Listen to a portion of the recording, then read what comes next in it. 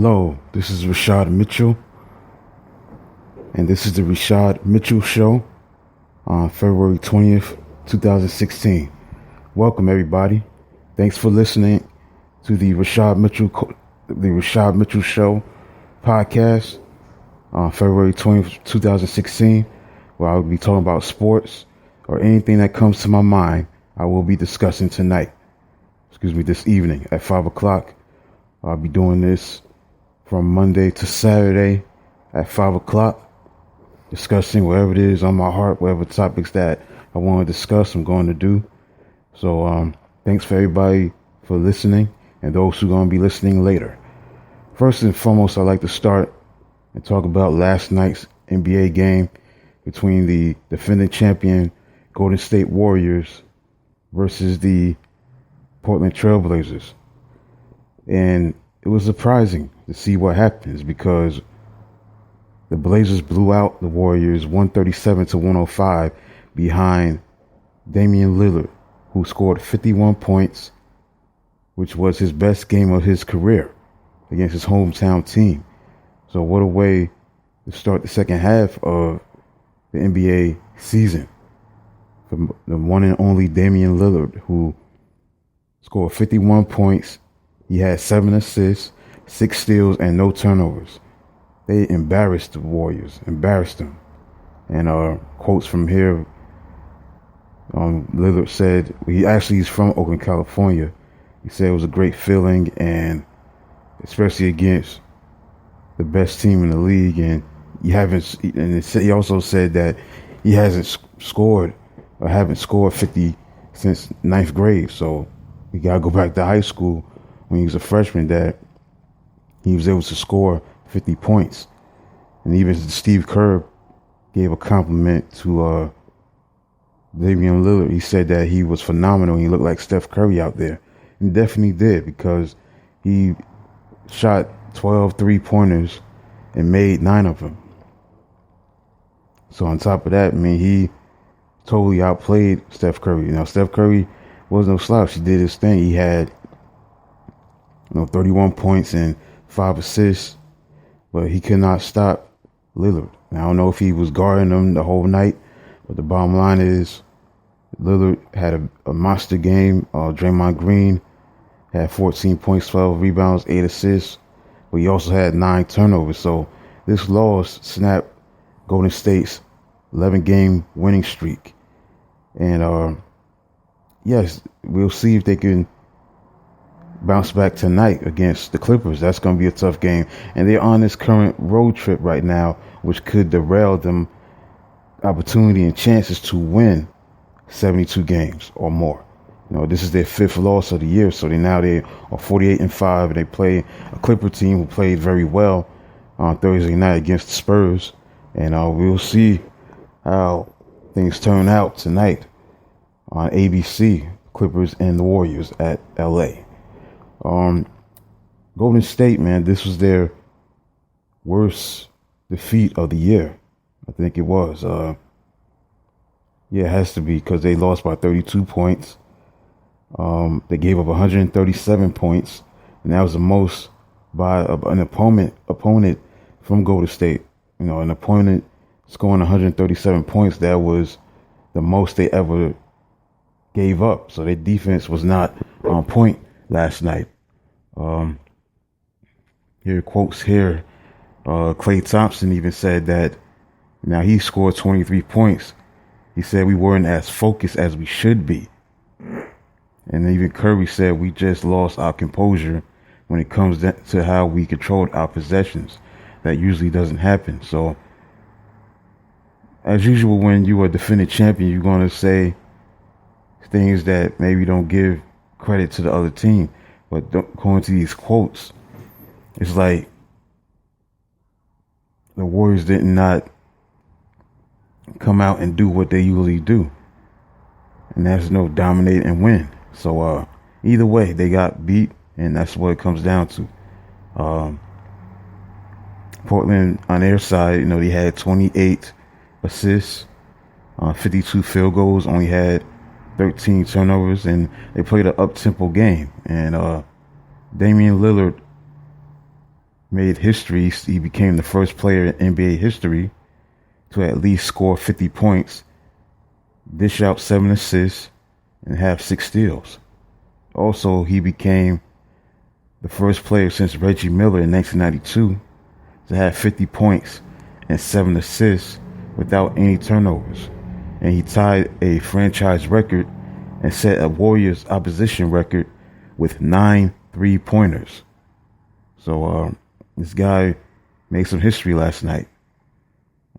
There was some other numbers like Kirby. He hit a 3-pointer on the road for a record 101st consecutive regular season game.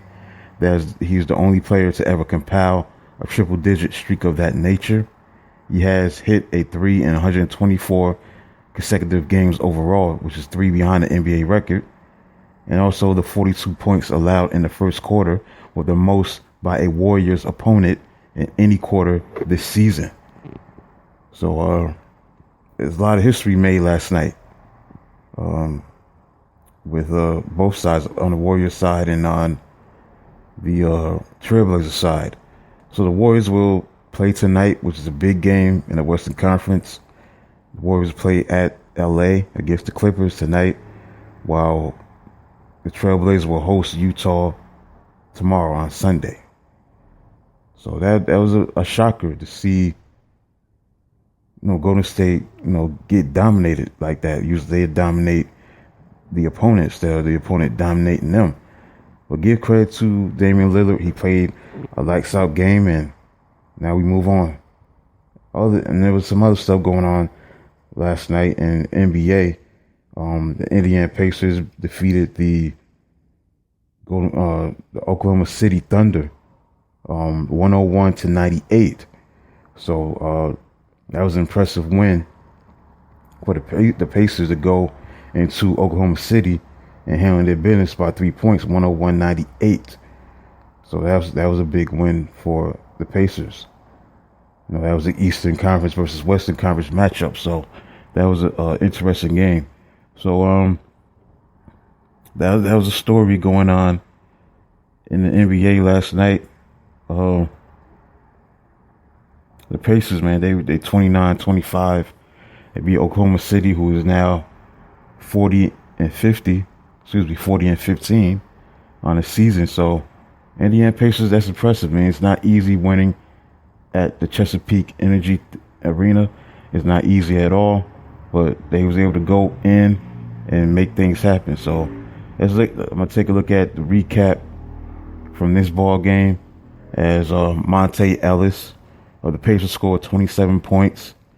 They improved its playoff position in the Eastern Conference that is very tight. And the amazing thing about this win for the Pacers is that they overcame a 7-point deficit in the last 3 minutes. And here's some quotes from Paul George. He said, "It's about us coming out of this All-Star break, trying to play the right way, trying to get some wins and trying to turn around turn our season around." He said, when they're referring to the Thunder position right now, they're in the playoffs. For us, we're hanging on. We're trying to remain and move up in the standings. So it was more so us playing desperate. Absolutely right. When you look at the Thunder, they're going to be in the playoffs. That's automatic. But Paul George played great, 22 points, 10 assists. Miles Turner tripped in with a career high 6 block shots, and he had 16 points. George Hill had a solid game, an all-around performance, almost came close to a triple-double. 9 points, 9 assists, 11 rebounds. So the Indiana's playing pretty good basketball. They won 6 out of 9. They're 6th in the East. So we'll see what happens. Frank Vogel felt this was a springboard victory. He felt this was the best win of the year. And it's a momentum-building victory, he felt. Now that they got 29 games to go, so that was impressive. As for the Oklahoma City Thunder, they wasn't able to hold the lead. Matter of fact, the biggest lead of the game was 10 points. Kevin Durant had 31 points, 8 rebounds. Russell Westbrook had 23 points and 18 assists. So he's definitely becoming that facilitator. Yes, he can do things on the offensive side, but he showed that he could be a facilitator to get everybody involved. 18 assists, but was to no avail. Ibaka had 12 points, 12 rebounds, and Cantor had 13 points and 10 rebounds. But the Thunder just had breakdowns. I mean, they gave up 4 3-pointers. That's what blew the lead that they had, because they had a 7-point lead in the final 3 minutes, and in the final 2:28, they gave up 4 3-pointers. So it is what it is. Tip your cap to the Indiana Pacers. That's a big win from them.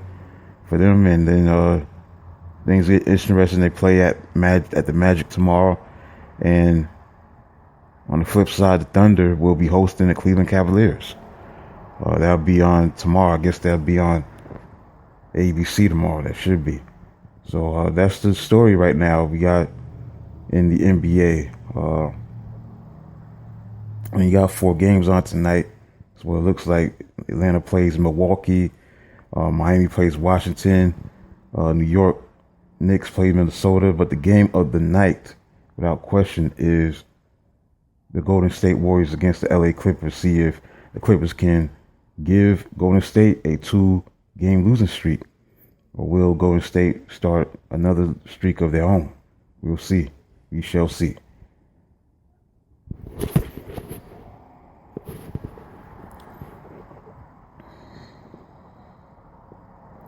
Yeah, man, the NBA season is just heating up now. That's in the second half of the season. Last night, there were 14 games last night.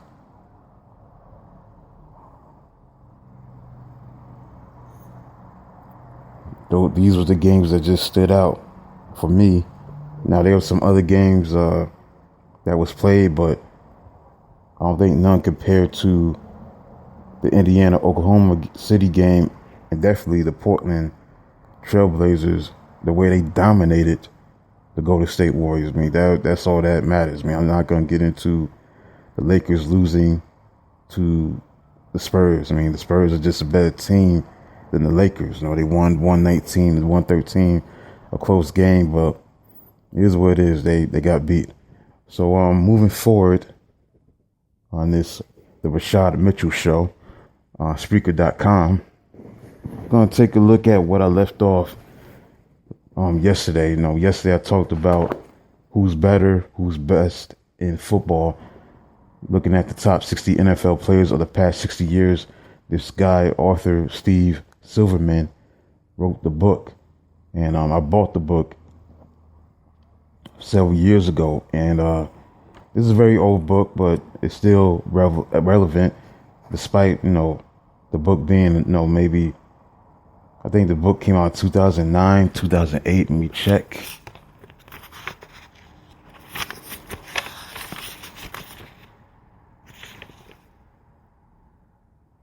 And plus, Steve Silverman wrote The Good, the Bad, and the Ugly, the Minnesota Vikings, as well as The Good, the Bad, and the Ugly Philadelphia Eagles. Then Steve said to Jerry. So,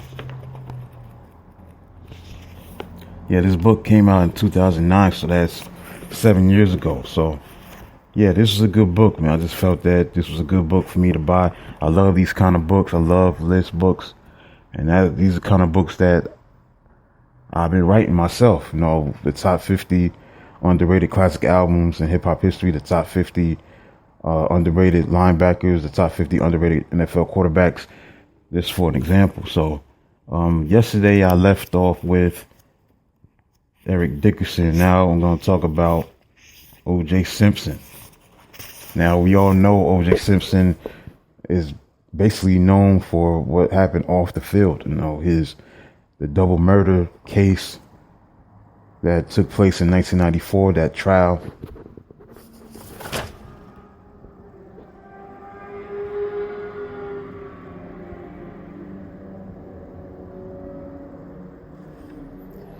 Beg your pardon. That trial that took place in 1994 was a difficult time for O.J. Simpson. I thought he killed those people, no doubt about it. I don't think for once that he was innocent. I think he was totally guilty of that double murder, because obviously we don't even know who killed those people, but he got off. Well, anyway, that overshadowed his career as a football player with the Buffalo Bills. First and foremost, he was a Heisman Trophy winner at USC. At Buffalo, he was a great player. You know, he was the first overall pick in the 1969 NFL draft. And Simpson did not disappoint. You know, he would go on to become a record-breaking runner in the NFL. Never won a Super Bowl, and didn't play. I don't think he ever played in the playoffs in his career. But either way, you know, he was that guy that carried the Buffalo Bills. I mean, they didn't have a great quarterback. No, these was not the Buffalo Bills like they would become in the 90s with Jim Kelly, Thurman Thomas, Andre Reed, Don Beebe, and a guy like James Lofton. But it is what it is. Simpson had a great career. Obviously, his coming out party of his career came in 1972. He ran for a league high 1,251 yards in 1972. He averaged a respectable 4.3 yards per carry. He had 6 rushing touchdowns, including a 94-yarder that would prove to be the longest play of his career. So he ran behind a great offensive line that was led by Joe Delaney, Lore, and Reggie McKenzie. And the unit that he ran behind was called the Electric Company, because it turned on the juice. So Simpson went from a star to legend the next season, because in the NFL, the league at that time in the 70s, they were still playing 14 games. So he ended up carrying 332 times for 2,003 yards and 12 touchdowns. And he ended up league MVP. He averaged 6 yards per carry and was simply too fast and quick for defenses to try to shut him down, slow him down. But he became the first player to rush for 2,000 yards in an NFL season, and will hold the record for most yards until 11 years later. In 1984, Eric Dickerson ran for 2,105 11 years later. Now, Simpson also made history becoming the only player to rush for 2,000 yards in a 14-game season. Now, think about that. Carrying the ball that many times and rushing for that many yards during that time. That's amazing. That is amazing to see that he was able to do something like that, to rush for that many yards in a 14-game season, because now we currently play in the 16-game season. So for him to accomplish that in a 14-game season, rushing for 2,000 yards, was amazing. But during that season, he needed 2 great games to reach the mark. In week 13 of that season, he carried the ball 22 times for 219 yards against the Patriots, as the Buffalo Bills won 37-13. Then the following week, he carried the ball 34 times for 200 yards in the snow. I think that's the game where he broke the record against the Jets. They won 34-14. 2 years later, Simpson was just as good. He ran for 1,817 yards with 16 touchdowns, averaged 5.5 yards per carry. He scored 7 more touchdowns as a receiver. At that time, he set an NFL record for the touchdowns in a season. He followed that season with 1,503 yards in 1976, averaging 5.2 yards per carry, rushing for 8 touchdowns. Now, over a 5-year period from 1972 to 1976, Simpson averaged 1,540 yards per season and led the league in rushing about 4 times. So his average of 9 touchdowns per season came during that span. And even like that 5-year run, it was nearly as good as LaDainian Tomlinson. He would post 3 decades later.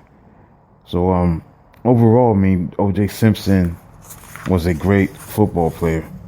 He did his thing, and he unfortunately is now remembered for what he did off the field, or was accused of off the field, it led to overshadowing his great career as a NFL running back. So I just think that it's just unfortunate to see something like that happen. So I just think that when you look at the situation with OJ, it's not good to have off-field issues overshadow what you did on the field. But unfortunately, that was OJ Simpson. Let's move on to number 39 in his book. He had talked about Roger Staubach. Roger Staubach was a Heisman Trophy winner in 1963 out of Navy. And Staubach did a lot for the Cowboys. You know, he needs no introduction. He was Captain America. You know, when the game was on the line, he had that ability to lead a team from behind. You know, Staubach was a great talent. You know, he had a strong, accurate arm, quick release, saw the pass rush well, was able to get out of trouble and avoid mistakes. Staubach was agile, and he did his thing, especially when he led them to the Super Bowl in 1971. He completed 126 of 211 passes, threw for 1,882 yards with 15 touchdowns and only 4 interceptions with a 104.8 passer rating. He averaged 8.9 yards per pass, which was great for them, for the Cowboys, and they won the Super Bowl 24-3 against the Miami Dolphins in Super Bowl VI. He was able to win 3 more passing titles and win another Super Bowl ring against the Denver Broncos at Super Bowl 12. So Staubach, did his thing. He had that great ability to elude, getting sacked. He was a scrambler, just like Fran Tarkenton. They was like mirror images of each other. So Staubach did his thing as a quarterback for the Cowboys.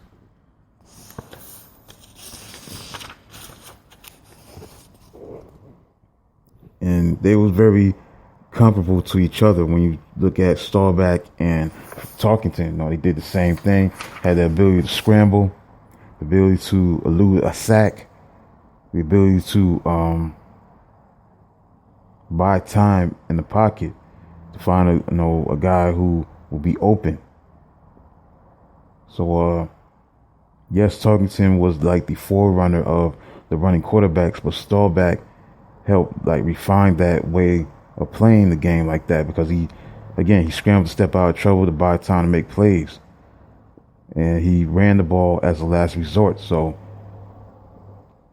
he was not that typical pocket passer that the other guys would be later on in the NFL. But Staubach was that guy, man. Captain America, the ability to lead, great comebacks, and obviously I didn't see him play, but obviously I've heard of him, and that's okay. I mean, he came before my time in a sense, but that's all right. I mean, I'm not going to lose sleep over that. But no, you're not going to see everybody that played the game of football, any sport.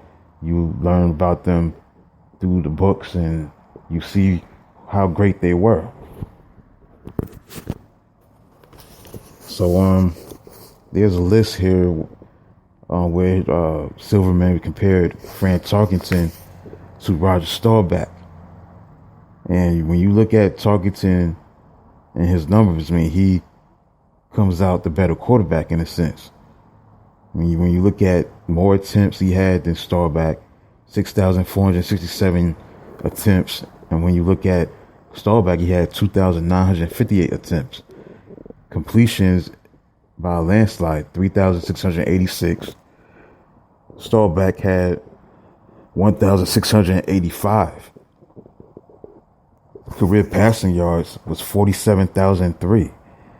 Staubach passing yards was 22,700. Then the touchdowns was 342 touchdowns to only 153 for Staubach. Targeting through more interceptions, 266 to only 109 for Staubach. Rushing yards was 3,674. Staubach 2,264. Rushing touchdowns 32 for Tarkenton, 20 for Staubach. and he had more wins and more losses and more ties. 124, 109, 6, 85, and 29 for Staubach as far as the win-loss record. So when you look at the statistics, what I see, Tarkenton was the better quarterback. But the only thing that hurts Tarkenton is that he did not win a Super Bowl. I think he 0-3 in the Super Bowl, while Staubach is 2-2 in the Super Bowl, because he played in 4 Super Bowls, because he lost to the Steelers twice, and he beat the Dolphins, and he beat the Denver Broncos. So he's 2-2 in Super Bowl appearances, while Tarkenton is 0-2 in Super Bowl appearances. As far as Tarkenton is concerned, he's 0-2, 2-2 for Staubach.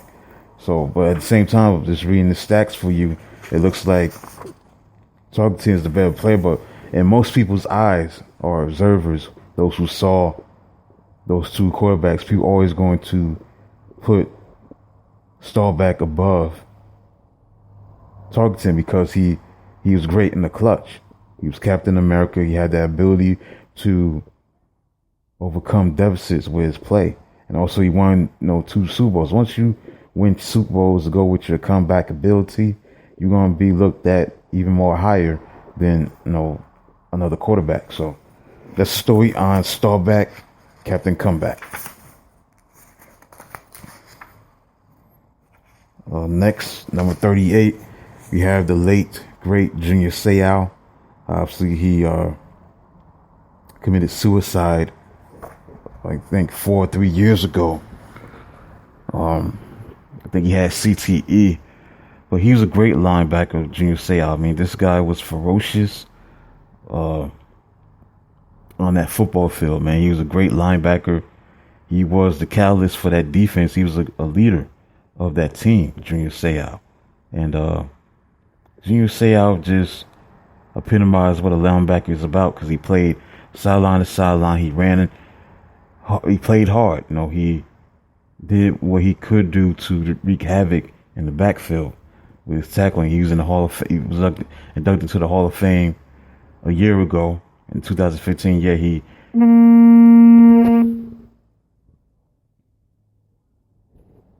died in 2012.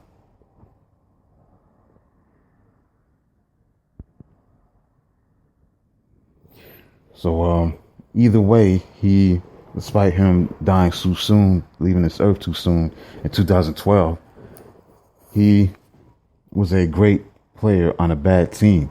So similar to Dick Butkus, because Dick Butkus never won a Super Bowl, but Junior Seau played in a couple Super Bowls. In 2007, he played with the Patriots. In 1994, he was part of that Super Bowl team that lost in 1994. They wasn't going to beat that great 49 team in 94. I mean, that team was a great team, that 49 team that scored 49 points. So they was overmatched in that Super Bowl against the 49ers. But when you look at Seau, once he came into the league, he just became a Pro Bowl player on a regular basis. He was a Pro Bowler, and he was a first-team All-Pro 6 times. Played with the Dolphins for 3 seasons. He played 3 more seasons with the Patriots. He did his thing. He was a great player. The thing about Seau, despite playing on bad teams, he continued to play at a high level. I mean, in 2000, now the Chargers were 1-15. They were the worst offense in the league. But at the same time, simply this, Seau refused to allow his opponents to run the football. Opponents had trouble throwing the football on them, but they had their difficulties running the football. As San Diego in 2000 only allowed 3 yards per carry during that season. So that shows the greatness of Junior Seau, who always took pride in and desire to not allowing a team to run on him. He was great at stopping the run. He's a great run stopping linebacker. Might have been one of the best, if not the best, run stopping linebacker, Junior Seau. His best season was in 1994, the year that Chargers surprisingly went to the Super Bowl, when he posted 155 tackles, 124 of those were solo tackles, and 5.5 sacks, 3 fumble recoveries, and he did his thing as a linebacker. So overall, I mean, he was a great linebacker who deserved to be in the Hall of Fame. And I mean, sad that he's no longer here due to him passing on in 2012, on May 2nd, 2012. So may he rest in peace, and at least he's in the Hall of Fame. Next on this list, we have another great linebacker who will be a first ballot Hall of Famer. And it's kind of overshadowed for his actions off the field. But again, people make mistakes. But Ray Lewis is a guy that he had, Steve Silverman had as number 37. Ray Lewis was a ferocious linebacker, just like Seau. He was a guy that, again, is known for what happened during that Super Bowl 34 time, that period off the field incident with the murder charge and obstruction of justice and all that. But despite all that, he had a great year, definitely his greatest season of his career. That 2000 Baltimore Ravens defense was the equal of the 85 Bears defense. I mean, they were just so dominant. I mean, because they gave up only 10 points or less 15 times during that regular season. And the offense was struggling with Trent Dilfer throwing the ball, and they had Jamal Lewis as a running back who did his thing, and Brandon Stokely. But despite all that, they went from week 5 to week 9 during the regular season without scoring an offensive touchdown. They gave up only 10 points or less 15 times in the regular season and the postseason, and they posted 4 shutouts. They had 9 games with 4 or more takeaways. And this was an intimidating defense. But Lewis led the defense. He had 137 carries. 137 tackles, 3 sacks, 2 interceptions, 3 fumble recoveries during the regular season. He went to his 4th consecutive trip to the Pro Bowl, won Defensive Player of the Year. And during that season, especially in the postseason, that was like a key play was against the Tennessee Titans at Tennessee, where the Ravens were leading 17-10 in the 4th quarter. Steve McNair threw a simple pass to running back Eddie George, and it was a swing pass, but Lewis sniffed it to play out. He took the pass away from George and ran 50 yards for a touchdown to seal the deal to win 24-10.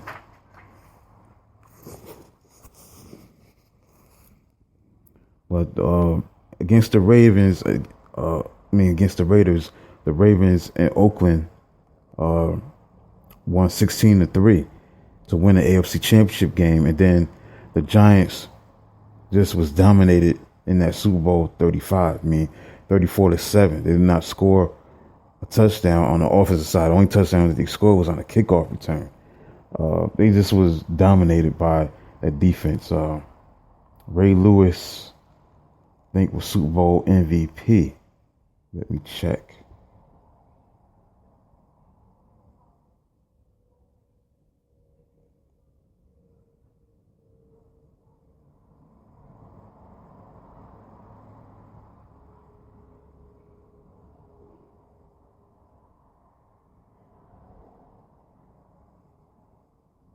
I think he won Super Bowl MVP. I might be incorrect, but I think he did. But anyway, Lewis was a great player. I mean, the following season, he had 162 tackles, 3.5 sacks, 3 interceptions. No question, he was that leader of that defense in 2000 during his tenure as a linebacker for the Ravens. Played on only one team, never played on another team. And the thing about Lewis that made him great was he was great at shedding blocks and just finding the running back and making that tackle. He was a 10-time Pro Bowler, first team All NFL, 6 times. So, I mean, it speaks for itself, man. He played on some great defenses. And also, there's a list here where the top run defenses since 1970, 2000, the Ravens defense was the best out of all the defenses at that time. They allowed 361 carries for only 970 yards and only allowed 2.69 yards per carry. And they won the Super Bowl. So they was the number one defense against the run, and they won the Super Bowl that year. And Ray Lewis was a great linebacker, man. He did his thing. He was just as good as Zach Thomas, the Brian Urlachers, the Junior Seau's during that period of time. He definitely, made his mark as a linebacker. We still got some time left in the show. Let's continue on with the list. Next is Darryl Green, at number 36, where he had him. And Darryl Green was a guy who overachieved, despite his size being 5'8", coming into the league in 1983 for the Redskins. He became one of the best covermen to ever play. But his main ingredient to his ability to do his thing against the receivers that he went up against, whether it was Michael Irvin, Jerry Rice, or whoever, was his speed. He was a great fast of cornerback. He had great hands, great instincts, and he was able to rise to the occasion in big moments. When the thing that stands out with Darryl Green is what he did against the Cowboys in 1983 on a Monday night, when Tony Dorsett, like he always would do, was a game-breaking running back who would be great in the open field, but he's exploded for a long run. Looked like he was going to score a touchdown. But it was a 77-yard run, but it could have been even of a longer touchdown. But here comes Green from the opposite field, across the field, and he was able to run down Dorsett. So that's the speed that he had, Green, to the ability to run fast and catch a guy from behind. And he did that to Dorsett in that 1983 Monday Night Football game. Darryl Green was part of 3 Super Bowl winning teams. He won 3 Super Bowls in 1982. Beg your pardon. 1987 and 1991. He was not on that 82 Redskin team. He was on the 87 team and the 91 team. So he won a couple of Super Bowls.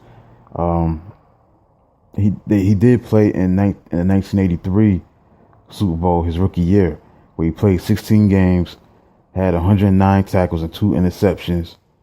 He played on the 14-2 Redskin team. It might have went down as one of the great or best teams to not win a Super Bowl, because they lost that Super Bowl to the Raiders, 38-9. So when you look at that scenario, they lost 38-9, and they lost that game to a team that was going to be in a situation where they was going to lose. They just played an outstanding game. So Darryl Green, he won a Super Bowl in 1987 and 1991. 1987, during that championship season, Green made a great contribution, especially against the Bears, where in the third quarter, the score was tied at 14-14. In the third quarter, where Darryl Green returned a punt return 52 yards for a touchdown. And the impressive thing about Green is that he played with a broken rib, because as he was going towards the end zone, the last 30 yards of that punt return, he began to feel the pain of his ribs. So the Redskins won 21-17 to preserve that victory. Also, Green, in the following week against the Minnesota Vikings, he had forced a key fumble against Darren Nelson when the Minnesota Vikings played the Washington Redskins in that championship game in '87. They won 17-10. and they will go on to beat the Broncos 42-10. So that's the story on Darrell Green. He had 54 interceptions. He definitely was an overachiever. Despite his size, and that's the thing. When you have a size like being 5'8", playing in that secondary, you're gonna get overlooked. You're not gonna be getting a lot of attention from scouts and NFL coaches or general managers. But he was able to overshadow his size and still play at a high level, and that's the greatness of Darrell Green. So he was a unique cornerback, a unique player in that regard. So you gotta give a lot of credit to Darrell Green for playing at a high level like he did during his tenure as a cornerback for the Washington Redskins. Next on the list that he had, Steve Silverman, was Marshall Faulk, who's in the Hall of Fame right now. Came out of San Diego State, was a great player with the Colts, a great player with the Rams. Did his thing. He made an impact with his speed, his ability to run the football.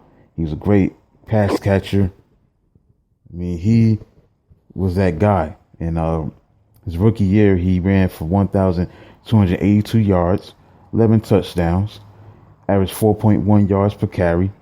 And also he caught 52 passes for 522 yards and a touchdown. So right there, he set the tone as a dual threat out of the backfield, as well as pass catching and running the ball. So he was that guy that had that ability to be, a great player. He wanted to just be that guy, and he showed that. He had 4 seasons with at least 1,000 yards during his time with the Colts. But the amazing thing about Faulk during his career as a Colt in 1998, he was a dominant receiver. He caught 86 balls his final year, and he was a very good blocker. And that's the thing about Faulk. Faulk was the complete package because he could run the ball, he could catch the ball out of the backfield, and also he could be a good blocker. He could block with the best of them. So you rarely see a running back, and he was like a coach on the field. He was like one of the smartest running backs to ever play the game. He was able to make wise decisions in that backfield. So he won a Super Bowl with the Rams. Unfortunately, he had left the Colts, and he was able to play for the Rams, and he did his thing with the greatest show on turf.